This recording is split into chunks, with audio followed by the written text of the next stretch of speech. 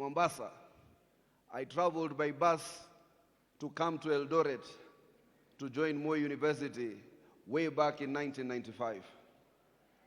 I did not know then that Moi University and the great city of Eldoret was going to be the beginning of my political career in this country. It is for that reason today that we have decided, in the same vein and in the same breath, that once upon a time, when a platform was created for us to engage government, it is today for that reason, myself, my brother Aaron Cheriot, my sister Cecily Mbarire, who together we lead the UDA party, who are all students' leaders, decided that we must engage the comrades directly.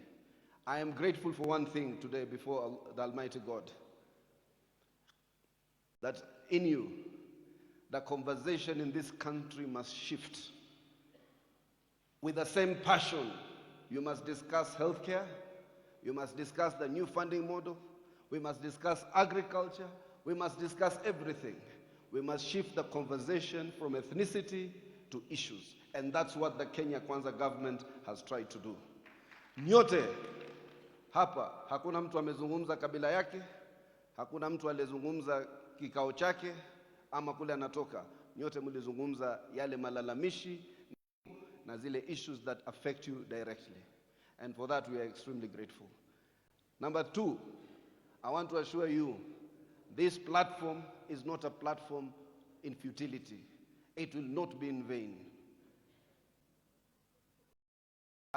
One or two of you came with a good idea. And they came to the UDA Secretariat to say, under the leadership of Brian and others, that it is important to create a platform to engage the youth directly, particularly students in institutions of higher learning. They are not puppets, they are not sellouts, they simply came with a good idea that we embraced. That good idea, sometimes you might come with a good idea, but other people might improve it for you. There will be an opportunity for Brian and Deborah and everybody else who sit in the governing council, that within these students, they will ask that those who they elect democratically for you to pave way as interim officials. That is something that would happen in due course, and eventually it must happen. But first and foremost, we must finish our circuit all over Kenya. We have 4 or 5 more town halls to go, so that we are more representative in terms of the conversation. Finally, I was very excited. That young lady who spoke there is actually going to be a leader. Her only question was, how do I take over this party? Election haziendelee. It is the pragmatic thing to do. For you to capture power, you must be in institutions that compete for power. They manifest themselves in political parties. So hata kama uko na ari nyingi, hata kama uko na changamoto nyingi, if you do not anchor your effort in political organizations, those that are established, those that you will establish, your effort is in vain. That's why you don't need to be leaderless, you don't need to be faceless, some of you need to emerge as the leaders of those organizations. Now this is not only the present, the UDA is conscious that the future of this country and the present of this country, of this party, is within the youth. And for that reason, the elections as suggested or proposed will proceed, hopefully from January. Moving forward, we will proceed with the elections. Those of you ambao wanataka uongozi, kuchaguliwa ndani ya chama na kuchaguliwa katika nyadhifa tofauti, the party will hold free and fair elections so that hata hii kiti ya SG, hata hii kiti ya treasurer, hata hii kiti ya chairperson, zote will be up for grabs. So therefore, it will be for us to compete or for you to win these seats. We are only holding this party in trust for you, so that once the grassroots elections are concluded, those who will be elected popularly will represent this party and take it to the next level. Finally, I think I'm happy that these men and women here have taken the courage to come and face the questions in terms of a town hall. The most effective, tested, and trusted avenue of direct democracy is through town halls. We will continue to have these town halls, no matter how emotional they are, no matter how sometimes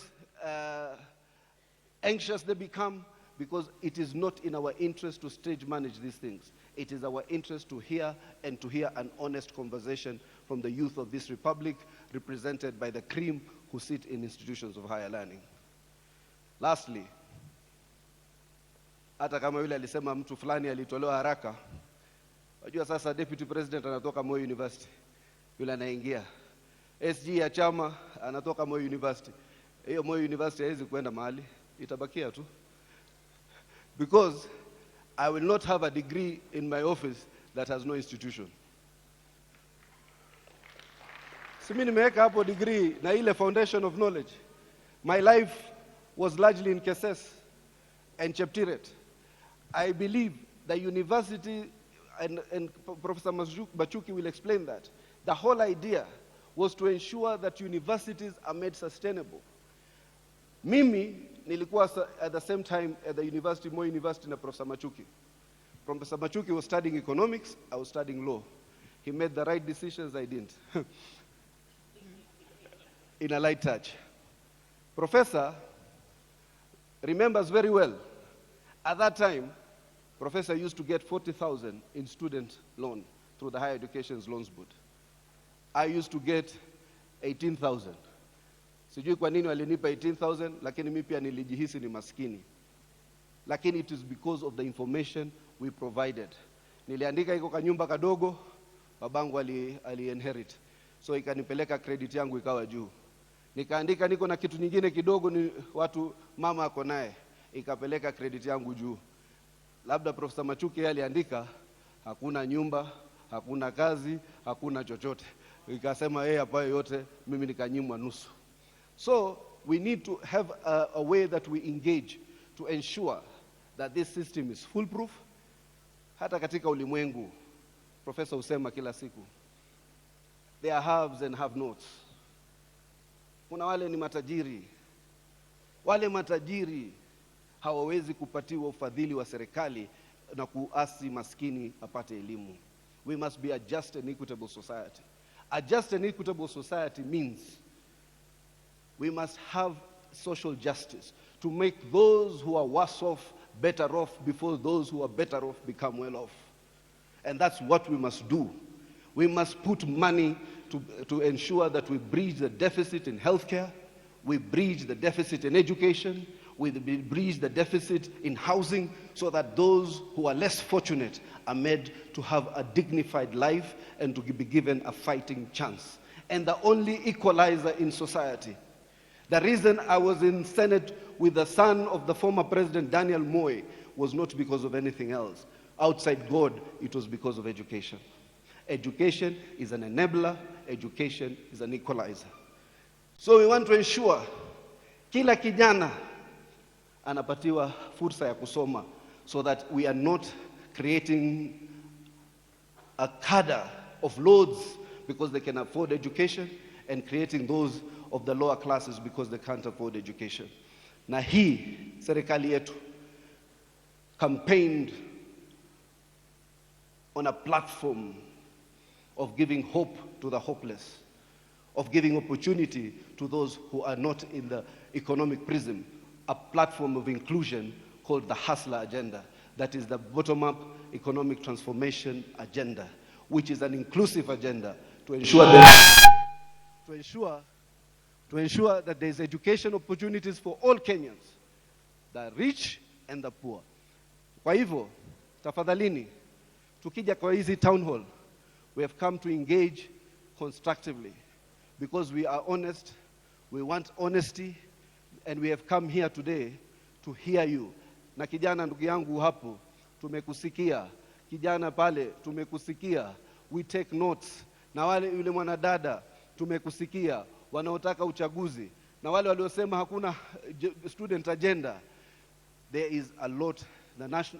We have said the new funding model has been the most pressing issue within the students, and that's why Professor Mathuki spoke to it. The housing agenda, to bridge the housing deficit or the accommodation deficit in the universities, has been another. And as we progress, we will come to know more and more of what are the things that we devil, or the things that are of a great concern to you. And finally, the instructions I have from His Excellency the President is to ensure